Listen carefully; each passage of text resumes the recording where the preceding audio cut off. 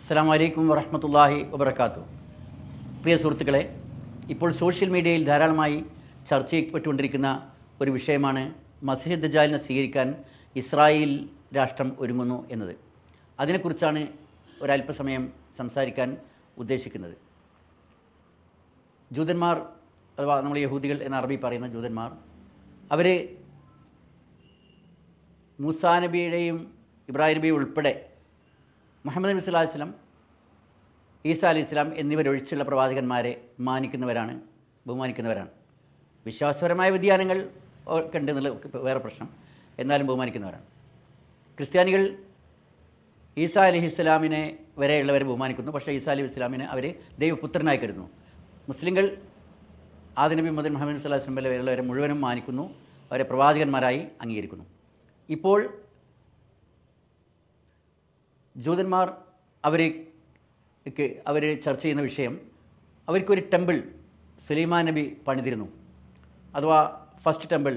അത് അവരുണ്ടായിരുന്ന Solomon temple എന്നാണ് അവർ പറയുന്നത്.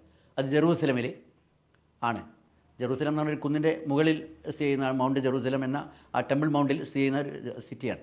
നമ്മൾ മൊസിൽ അക്സസ് ചെയ്യുന്ന ആ നഗരം തന്നെ. അത് അന്ന് അവർ പണിതിരുന്ന ആ അവരുടെ സോളമൻ ടെമ്പിൾ പിൽക്കാലത്ത് BC 6-ാം നൂറ്റാണ്ടിൽ നെബുഖദ്നേസർ രണ്ടാമൻ എന്ന ബാബിലോണിയൻ ചക്രവർത്തി പറ്റ തകർത്ത് തരിപ്പണമാക്കി. അവരെ ബാബിലോണിയയിലേക്ക് പിടിച്ചുകൊണ്ടുപോവുകയൊക്കെ ചെയ്തു. അതിനുശേഷം പിന്നീട് അത് പുതുക്കിപ്പെടുന്നു. റോമൻ ചക്രവർത്തിയായ ടൈറ്റസ് ആണ് പിന്നീട് രണ്ടാമത് അവർ നിർമ്മിച്ച ആ ടെമ്പിൾ തകർത്തത്. അതിനുശേഷം പിന്നീട് വിലാപം എന്ന പേരിൽ അവർ ദുഃഖിതരാണ്. അതിനാൽ അവർ അതിനെ ആരാധിക്കുമ്പോൾ ഈ ജെറൂസലമിലെ വിലാപമതിൽ എന്നറിയപ്പെടുന്ന വെയിലിംഗ് വാളിൻ്റെ അടുക്കൽ എന്ന് ആ പേരിന് വരാൻ കാരണം ശരിക്കും ഈ അവരുടെ ആ ടെമ്പിൾ തകർത്തുപോയി എന്നുള്ളതിന് കാരണത്താലാണ്. ഇനി അത് വീണ്ടും പുതുക്കിപ്പണിയണം. ആ പുതുക്കിപ്പണിതിനെക്കുറിച്ച് അതേ വലുപ്പത്തിലും ആ രൂപത്തിലും തന്നെ പുതുക്കിപ്പണിയണം. അത് ബൈബിൾ ഓൾഡ് ടെസ്റ്റമെൻറ്റിൽ അതിനെക്കുറിച്ച് അതിൻ്റെ വലുപ്പം കൃത്യമായി പറയുന്നുണ്ട്. അത് പറയുന്നത് എസക്കിയേൽ 43 മുതൽ 45 വരെയുള്ള അധ്യായങ്ങളിലാണ് ആ ദേവാലയത്തിൻ്റെ വലിപ്പം കൃത്യമായി പറയുന്നത്. അതിൻ്റെ ഓരോ റൂമിൻ്റെ വലിപ്പവും അതിൻ്റെ വാതിലിൻ്റെ വലിപ്പവും അങ്ങനെ എല്ലാം വളരെ വിശദമായി അതിൻ്റെ ഓരോന്നിൻ്റെയും അളവ് പറയുന്നുണ്ട്. അത് പ്രകാരം ഒരു ടെമ്പിൾ അവർക്ക് വീണ്ടും തുടങ്ങണമെന്നാണ്. അത് പുതുക്കി പണിയണമെങ്കിൽ അവർക്ക് അതിലത്തെ ഓരോ കല്ലും അതിനു വേണ്ടി വെക്കുന്ന കല്ലുകളും അതിൻ്റെ ഓരോന്നിൻ്റെ ഉണ്ടാക്കുന്ന ടൂൾസും എല്ലാം ഉൾപ്പെടെ ഒരു വിശുദ്ധമായ ചാരത്തിൽ അത് ശുദ്ധീകരിക്കണം. ആ ചാരം എന്നത് ഒരു ചുവന്ന പശുവിനെ ബലി കൊടുത്തിട്ട്, അഥവാ യാഗം നൽകിയിട്ട് അതിനെ ചുട്ടിട്ട് അതിൻ്റെ ചാരത്തിലായിരിക്കണം ഇത് ശുദ്ധീകരിക്കേണ്ടത് എന്നാണ് അവരെ ഓൾഡ് ടെസ്റ്റമെൻറ്റിൽ വിശദീകരിച്ചിരിക്കുന്നത്. അത് പ്രകാരം ഒരു പുരോഹിതൻ ഇതൊക്കെ ചെയ്യണം. അതിനുവേണ്ടി അവർ ഈ പശുവിനെ അറുക്കണം, ഒരു ചുവന്ന പശുവായിരിക്കണം എന്ന വിശദീകരണം ബൈബിളിലെ സംഖ്യ 19-ാം അധ്യായം 1 മുതൽ 10 വരെയുള്ള വചനങ്ങളിലാണ് വിശദീകരിക്കുന്നത്. അതിനുവേണ്ടി അവർ അമേരിക്കയിലെ ടെക്സാസ് സ്റ്റേറ്റിൽ നിന്ന് കുറേ ചുവന്ന പശുക്കളെ കൊണ്ടുവന്നു. അങ്ങനെ കുറച്ച് ദിവസങ്ങൾ നിർത്തിയപ്പോൾ അതിൽ ചിലതിൻ്റെ പുറത്ത് ചുവന്ന രോമത്തിൻ്റെ ഇടയിൽ കുറച്ച് കറുത്ത രോമം പ്രത്യക്ഷപ്പെട്ടു. അപ്പോൾ അത് ഡിസ്ക്വാളിഫൈ ചെയ്യേണ്ടി വന്നു ആ പശുക്കളെ. പക്ഷേ എന്നാലും അതിൽ മുഴുവൻ ചുവന്ന രോമങ്ങളുള്ള പശുക്കൾ ഇനിയും ബാക്കിയുണ്ട്. അതിലൊരു പശുവിനെ അവർക്ക് അറുക്കണം. ഈ ഡിസ്ക്വാളിഫൈ ചെയ്ത ആ പശുവിനെ അവർ അറുത്തു. അതിനവർ ബലി നടത്തി. ആ ബലി നടത്തിയതിൻ്റെ ചാരം കൊണ്ട് റിഹേഴ്സലായിട്ട് ഇതവർ ചെയ്തിട്ടുണ്ട്. ഈ ശുദ്ധീകരണത്തിന് പ്രക്രിയയുടെ റിഹേഴ്സൽ. അത് കാരണം നേരത്തെ റിഹേഴ്സൽ നോക്കണം. ഇനി അതിനെ മുഴുവൻ ചുവന്ന ഒരു പശുവിനെ അത് യാഗം നടത്തണം. അതിനു വേണ്ടിയുള്ള തയ്യാറെടുപ്പിലാണ് ഇസ്രായേൽ ഗവൺമെൻറ് ഇപ്പോൾ ചെയ്യുന്നത്. അത് നടത്തിക്കഴിഞ്ഞ് ക്ലിയറാക്കി കഴിഞ്ഞാൽ പിന്നെ 7 കൊല്ലം എടുക്കും ആ ശുദ്ധീകരണ പ്രക്രിയ കഴിഞ്ഞ ശേഷം അവരെ തേർഡ് ടെമ്പിൾ പണിയാൻ. ഏകദേശം 7 കൊല്ലത്തോളം. അത് പണിയണമെങ്കിൽ അവർക്ക് എവിടെ സ്ഥലം? അവരുദ്ദേശിക്കുന്നത് മസ്ജിദുൽ അക്സ നിൽക്കുന്ന അതേ കോമ്പൗണ്ടിൽ തന്നെയാണ്. പക്ഷേ അത് വലിയ സംഘർഷങ്ങൾക്കും പ്രശ്നങ്ങൾക്കും കാരണമാക്കും. അത് അസാധ്യമാണ് എന്നതിനാൽ ആ കുന്നിനോട് ചേർന്ന് കിടക്കുന്ന മൗണ്ട് ഒലീവ് എന്നറിയപ്പെടുന്ന ഒരു കുന്നുണ്ട്, ജെറൂസലമിൽ തന്നെയാണ്. ഈ നേരെ നോക്കിയാൽ കാണുന്ന തൊട്ടടുത്ത് തന്നെ ഇടയിൽ ചെറിയൊരു റോഡും കൂടി ഉണ്ട് മാത്രമേ ഉള്ളൂ. ഈ പറഞ്ഞ അതേ ടെമ്പിൾ മൗണ്ടിൻ്റെ അടുത്ത് അവിടെ ജൂതന്മാർക്കുള്ള ഖബറിടമുണ്ട്. അതിനോട് ചേർന്ന് ഉള്ള ഒഴിവുള്ള ആ സ്ഥലത്താണ് അവർ ഈ ഇത് പണിയാൻ ഉദ്ദേശിക്കുന്നത്. അത് പണിത് കഴിഞ്ഞാൽ ആണ് മിശിഹ വരും എന്നാണ് അവർ ഉദ്ദേശിക്കുന്നത്. മിശിഹ എന്നാൽ അവർ ലോക നേതാവായിട്ട്, അവർക്ക് ലോകാവസാനം വരെ പിന്നെ ജൂതന്മാർക്കാണ് ലോകത്തിൻ്റെ ആധിപത്യം കിട്ടുക, ആ രൂപത്തിൽ അവരുടെ ഒരു നേതാവായിട്ട് ആണ് അവർ മിശിഹയെ കരുതുന്നത്. ഇതാണ് ഇപ്പോൾ സംഭവം നടക്കുന്നത്. ഇനി ഈ പ്രശ്നത്തിൽ ക്രിസ്ത്യൻസ് അവരെ സഹായിച്ചുകൊണ്ടിരിക്കുന്നുണ്ട്. കാരണം അവരിപ്പോൾ മിശിഹ വരും എന്ന് ജൂതന്മാർ പറയുന്ന സ്ഥാനത്ത് യേശുവിൻ്റെ രണ്ടാമത്തെ വരവ്, ഇവിടെ ഭൂമിയിൽ ഒരിക്കൽ വന്നുപോയി 33 വർഷം ഇവിടെ ജീവിച്ച് ഉയർത്തെഴുന്നേറ്റ് പോയി എന്നുണ്ട്. അത് മോണ്ടോലീവിൽ നിന്ന് തന്നെയാണ് ചെയ്തത്, ആകാശത്തേക്ക് ഉയർന്നത്. അവിടെ സലാഹുദ്ദീൻ അയ്യൂബ് പിൽക്കാലത്തുണ്ടാക്കിയ ഒരു ഡോമുണ്ട് അവിടെ. ഇനി അത് വീണ്ടും ഇപ്പോൾ ജൂതന്മാർ വരുന്നതിനെ ഇവർ ക്രിസ്ത്യൻസ് സപ്പോർട്ട് ചെയ്യുന്നുണ്ട്. എന്തുകൊണ്ടെന്ന് വെച്ചാൽ അവർക്ക് യേശുവിൻ്റെ വരവായിരിക്കും എന്നാണ്. ഈ മിശിഹയുടെ വരവ് എന്ന് പറഞ്ഞാൽ ഞങ്ങൾ യേശുവിൻ്റെ വരവാണെന്നാണ് ക്രിസ്ത്യൻസ് വിശ്വസിക്കുന്നത്. അതുകൊണ്ടാണ് അവർ സപ്പോർട്ട് ചെയ്യുന്നത്. ഇനി ഈ പ്രശ്നത്തിൽ ഇസ്ലാമിൻ്റെ കാഴ്ചപ്പാട് എന്താണ്? നബി സല്ലല്ലാഹു അലൈഹി വസല്ലം മദീനയിലെ മെമ്പറിൽ ഇരുന്നുകൊണ്ട് നടത്തിയൊരു ദീർഘമായ പ്രസംഗത്തിൽ മസീഹ് ദജ്ജാലിനെ കുറിച്ച് നബി സല്ലല്ലാഹു അലൈഹി വസല്ലം പറഞ്ഞു. ഈ മസീഹ് ദജ്ജാലാണ് ഇപ്പോൾ ഈ രണ്ട് കൂട്ടരും പ്രതീക്ഷിക്കുന്ന യഥാർത്ഥത്തിൽ. അത് ക്രിസ്ത്യൻസിന് തെറ്റുപറ്റിയതാണ് ശരിക്ക്.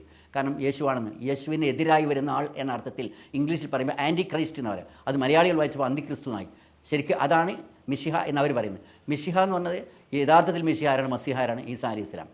അപ്പം വ്യാജ മസീഹ് ആയി വരുന്ന ഒരാളാകുമ്പോൾ അറബിയിൽ എന്താ പറയുക? വ്യാജ മസീഹ്. വ്യാജ ഡോക്ടർക്ക് എന്താ പറയുക? ത്വബീബു ദജ്ജാൽ എന്നല്ലേ ആണ് പറയേണ്ടത്. അതായത് വ്യാജൻ എന്നർത്ഥം. അവർ ഒരിക്കലും പിന്നെ ഈ ദജ്ജാൽ എന്ന വാക്ക് ഉപയോഗിക്കില്ല ജൂതന്മാർ, വ്യാജം യഥാർത്ഥത്തിൽ. അപ്പോൾ അതുകൊണ്ടാണ് നമ്മൾ മസീഹ് ദജ്ജാൽ എന്ന് പറയുന്നത്. അത്തരത്തിൽ മസീഹ് ദജ്ജാൽ വരും. അവൻ്റെ ലോകം മുഴുവനും മക്കയും മദീനയും ഒഴിച്ച് ബാക്കി ലോകത്തിൻ്റെ എല്ലാ ഭാഗങ്ങളിലും അദ്ദേഹം നാശങ്ങളുമായി പ്രവർത്തിച്ചുകൊണ്ടിരിക്കും. മക്കയും മദീന ഒഴിച്ചുള്ള എല്ലാ സ്ഥലങ്ങളിലും ലോകത്ത് അവൻ പോകും എന്നൊക്കെ നബി സല്ലല്ലാഹു അലൈഹി വസല്ലം ആ ദീർഘമായ ആ ഹദീസിൽ പറഞ്ഞു. അത് സ്വഹീഹ് മുസ്ലിമിൽ ആ നവാസ് ബിൻ സമ്മാൻ റളിയല്ലാഹു അൻഹു റിപ്പോർട്ട് ചെയ്ത ഹദീസ് സ്വഹീഹ് മുസ്ലിമിലുണ്ട്. അതിൽ അങ്ങനെ ലോകം മുഴുവനും എത്ര കാലം നബിയെ ആ കുഴപ്പങ്ങൾ ഉണ്ടാക്കിക്കൊണ്ടിരിക്കും എന്ന് ചോദിച്ചപ്പോൾ അത് 40 ദിവസം. സാധാരണ ദിവസങ്ങളാണോ എന്ന് ചോദിച്ചപ്പോൾ അല്ല, അതിൽ ഒരു ദിവസം ഒരു വർഷം, ഒരു ദിവസം ഒരു മാസം, ഒരു ദിവസം ഒരാഴ്ച, ബാക്കി സാധാരണ ദിവസങ്ങൾ പോലെയാണ്. 434 ദിവസം ഏകദേശം വരും. നമ്മൾ അത്രയും ദൈർഘ്യമുള്ള കാലഘട്ടം എന്നർത്ഥം. അതെങ്ങനെയാണ് ഒരു ദിവസം ഒരു വർഷം പോലെ എന്നുള്ളത് നമുക്ക് സയൻറ്റിഫിക്കായിട്ട് ഇപ്പോൾ നമുക്ക് വിശദീകരിക്കാനുള്ള നമുക്ക് അറിയില്ല. നബി സല്ലല്ലാഹു അലൈഹി വസല്ലം അങ്ങനെയാണ് പറഞ്ഞത് സഹിഹ് ഹദീസിൽ. അങ്ങനെ വന്ന് നാശങ്ങൾ ഉണ്ടാക്കിക്കൊണ്ടിരിക്കുമ്പോൾ അവൻ്റെ സ്വഭാവം പറഞ്ഞിട്ടുണ്ട്. അവൻ്റെ വലം കണ്ണിന് അവന് കാഴ്ചയുണ്ടായിരിക്കില്ല. അത് ഒരു മുന്തിരി വെള്ളത്തിൽ തുറച്ച് നിൽക്കുന്നത് പോലെ അവൻ്റെ കണ്ണ് തുറച്ചിരിക്കും. അവൻ്റെ മുടി ജട കുത്തിയ ഒരു യുവാവാണ് അവൻ. ഖുറാസാനിൽ നിന്നാണ് അവൻ പുറപ്പെടുക. അത് ഇറാനിലൊരു സ്ഥലമാണ് ഖുറാസാൻ. അവൻ്റെ കൂടെ 70,000 ജൂതന്മാരുണ്ടായിരിക്കും. അങ്ങനെ അവൻ ഈ ലോകത്ത് മുഴുവൻ നാശങ്ങളും പ്രശ്നങ്ങളും ഉണ്ടാക്കി നീങ്ങിക്കൊണ്ടിരിക്കുമ്പോൾ ഈ സമയമാകുമ്പോൾ അവനെ വധിക്കാൻ അള്ളാഹു മറ്റൊരു സംവിധാനം ഏർപ്പെടുത്തും. അതോ നബി സല്ലല്ലാഹു അലൈഹി വസല്ലം പറഞ്ഞു, ഡമാസ്കസിൻ്റെ കിഴക്ക് ഭാഗത്തുള്ള ഒരു വെള്ള മിനാരത്തിനടുക്കൽ 2 മലക്കുകളുടെ ചെറുകളിൽ കൈവച്ചുകൊണ്ട് 2 നിറത്തിലുള്ള വസ്ത്രം ധരിച്ചുകൊണ്ട് മറിയമിൻ്റെ മകൻ മസീഹ് ഈസ അലൈഹിസ്സലാം ഈ ലോകത്ത് അവതരിക്കും. അത് സുബഹി സമയത്താണ് അവിടെ ഇപ്പോഴും ആ ഡമാസ്കസിലെ മസ്ജിദുൽ നബവിയുടെ ആ പള്ളിക്ക് ആ മിനാരം, നബി സല്ലല്ലാഹു അലൈഹി വസല്ലം ഇത് പറയുന്ന കാലത്ത് ലോകത്ത് പള്ളികൾക്ക് മിനാരം തന്നെയല്ല, പിൽക്കാലത്താണ് ഉണ്ടായത്. ആ മിനാരത്തിന് മനാർത്ത് ഈസ എന്നാണ് പറയുക. ഞങ്ങൾ യാത്രയിൽ അവിടെയും പോയിരുന്നു ആദ്യത്തിൽ. പിന്നെ കലാപുണ്ടായപ്പോഴാണ് സിറിയയിലേക്ക് പോകാത്തതെന്ന്. അവിടുന്ന് പിന്നീട് ഈ സുബഹി നമസ്കാരത്തിൽ ഭരണാധികാരി, മറ്റുള്ള പണ്ഡിതന്മാർ വിശദീകരിക്കുന്ന ആ ഭരണാധികാരിയാണ് മഹ്ദി എന്നാണ്. അവിടെ സുബഹിക്ക് മൗണ്ട് ആ മൗമുമായിട്ട് ഈസാ അലൈഹി സ്വലാം നമസ്കരിച്ച ശേഷം വാതിൽ തുറക്കൂ എന്നാവശ്യപ്പെടും. ഞാൻ ആ വാതിൽ തുറന്നു നോക്കിയിട്ടുണ്ട് അവിടെ യാത്ര പോയപ്പോൾ. അവിടെ ഡമാസ്കസിൽ മെയിൻ റോഡിൽ നിന്നുള്ള സബ് റോഡുണ്ട്. ഈസാ നബി അവിടെ വാതിൽ തുറക്കുമ്പോൾ കാണുന്നു. വാതിൽ എന്ന് പറഞ്ഞാൽ സാധാരണ ഒരു ഇമാമിൻ്റെ ഭാഗത്തുള്ള വാതിലാണ് ഉദ്ദേശിക്കുന്നത്. കാരണം മറ്റേ ഓപ്പോസിറ്റ് വാതിൽ തുറന്നിട്ടല്ലേ എല്ലാ പള്ളിയിലും ആൾക്കാർ വരുന്നത്. ആ വാതിൽ തുറന്ന വാതിൽ അതല്ല ഉദ്ദേശിക്കുന്നത്. അപ്പോൾ ഇതായിരിക്കും അങ്ങനത്തെ ഒരു വാതിൽ ആ പള്ളിക്ക് ഉണ്ടാവും ഇമാമിൻ്റെ സൈഡിൽ തന്നെ. അപ്പോൾ അവനെ പിന്തുടരും കൊല്ലാൻ വേണ്ടി. അവൻ 2 കാരണത്താൽ അവൻ രക്ഷപ്പെടും. ഒന്ന്, അവൻ ഒറിജിനൽ മസീഹാണെന്ന് പറഞ്ഞിട്ടാണ് വരുന്നത്. അപ്പോൾ യഥാർത്ഥ മസീഹ് വരുമ്പോൾ അവന് വ്യാജ മസീഹാണെന്ന് ലോകത്ത് മനസ്സിലാവും. അവൻ്റെ അനുയായികളായ ജൂതന്മാരും കൂടി അവർ രക്ഷപ്പെടും. എവിടേക്ക് രക്ഷപ്പെടുക? അവർക്ക് ഏറ്റവും അനുകൂലമുള്ള രാഷ്ട്രം ജൂതരാഷ്ട്രമല്ലേ, ജൂതന്മാരുടെ ജൂത നേതാവായിട്ടല്ലേ വരുന്നത്.